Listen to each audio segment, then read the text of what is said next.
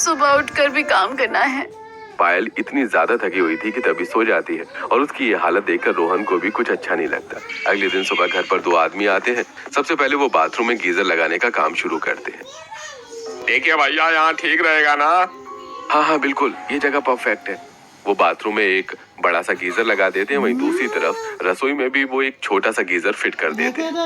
अरे भैया देखिए जी, हमने गीजर फिट कर दिया है। अब रसोई में भी गर्म पानी आएगा। भाभी जी ये देखकर बड़ी खुश होने वाली है। सर्दी में एक पत्नी को इससे अच्छा गिफ्ट और क्या ही लगेगा। हाँ हाँ, खुश तो बहुत हो जाएगी। इस तरह रोहन दोनों जगह गीजर फिट करवा देता है।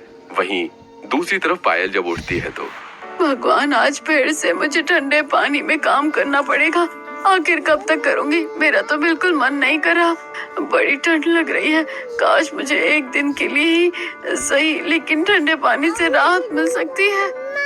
पायल उदास होकर रसोई की तरफ बढ़ रही थी। रसोई में जाने के बाद वो सब्जी निकालती और उसके बाद उसे धोने के लिए नल खोलने की हिम्मत नहीं होती। यार बिल्कुल भी मन नहीं है इस नल को खोलने का।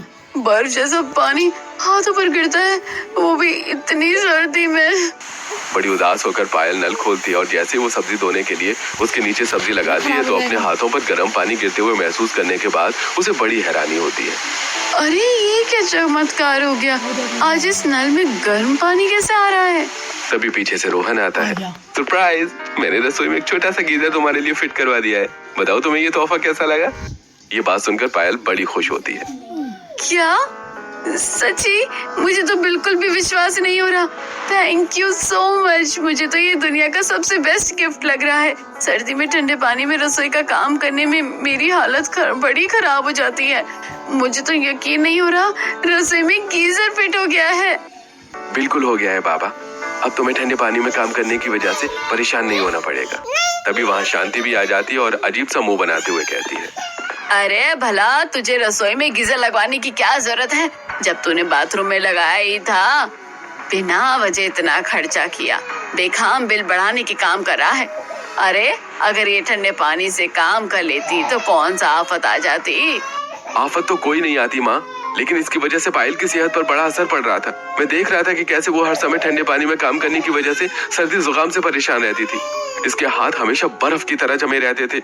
हम तो आराम से सर्दी में कंबल में रहकर उसका मजा लेते हैं, लेकिन पूरा दिन तो पायल को ही घर का काम करना होता है। उसकी परेशानी जरा कम करने के लिए मैंने गीजर लगवा दिया। अरे आजकल की बहुओं को तो पता नहीं कितने ड्रामे आते हैं। हम भी तो अपने जमाने में इतना सारा काम करते थे और सारा काम ठंडे पानी से ही करते थे, लेकिन हमने तो कभी इतने नखरे नहीं किए। अरे हमें जरा समझना चाहिए, इसे भी आदत डाल लेनी चाहिए। माँ मानता हूँ आपने अपने जमाने में बहुत काम किया है और सब ठंडे पानी से किया है, कभी शिकायत भी नहीं की।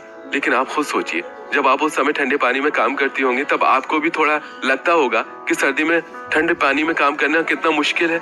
और फिर अब जमाना